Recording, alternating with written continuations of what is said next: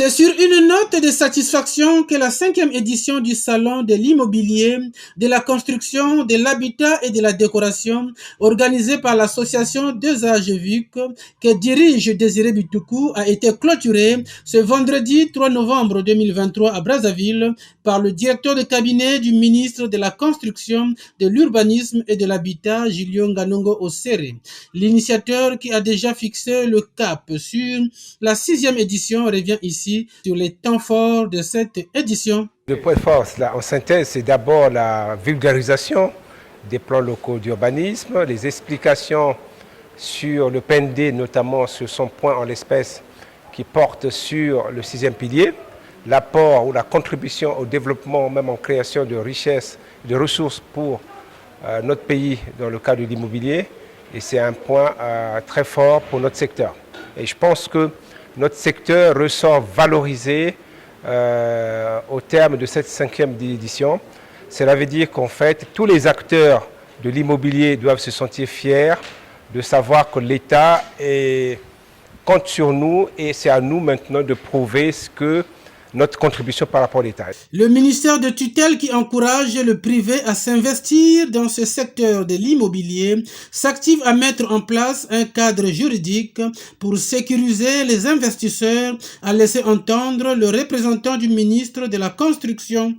Il faut comprendre que, comme je l'ai dit tantôt dans le mot qui a été le mien et qui m'a été soufflé par le ministre de la Construction, Urbanisme et de l'Habitat, que nous nous activons à mettre en place un cadre juridique et un grand travail qui se fait dessus.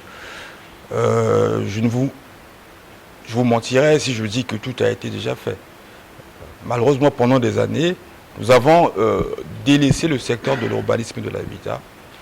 Nous avons construit sans mettre en place un véritable cadre juridique. Depuis quelques années, nous nous attelons à mettre en place un véritable cadre juridique qui sécurise ceux qui investissent dans l'immobilier et même ceux qui ont l'immobilier et qui mettent en location. Tout cela fait partie du secteur de la promotion immobilière. Aménagement du territoire, occupation et construction anarchique sont des préoccupations que le gouvernement de la République devrait examiner selon le président du conseil départemental de la Bouenza, Jean-Fulgence Mwangou, qui a pris part à ces assises. Nous avons par exemple dans la Bouenza la construction récente de la route lourde, la nationale numéro 1, que le président de la République a inaugurée il y a à peine 5 ans, mais qui devient un lieu d'attraction pour les occupations anarchiques le long de la route, malgré le fait que le gouvernement insiste pour laisser les emprises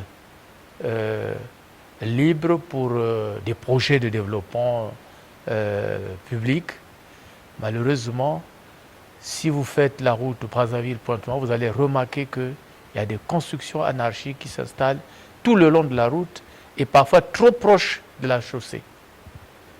C'est un problème que le gouvernement devrait examiner dans les plus brefs délais. Durant 2 jours, les professionnels de l'immobilier, de la construction, de l'habitat et de la décoration et les universitaires ont échangé sur la situation de l'habitat et de l'urbanisme en République du Congo, sur le 6e pilier du PND 2022-2026, sur le code de l'urbanisme et de la construction, sur le financement des logements, entre autres.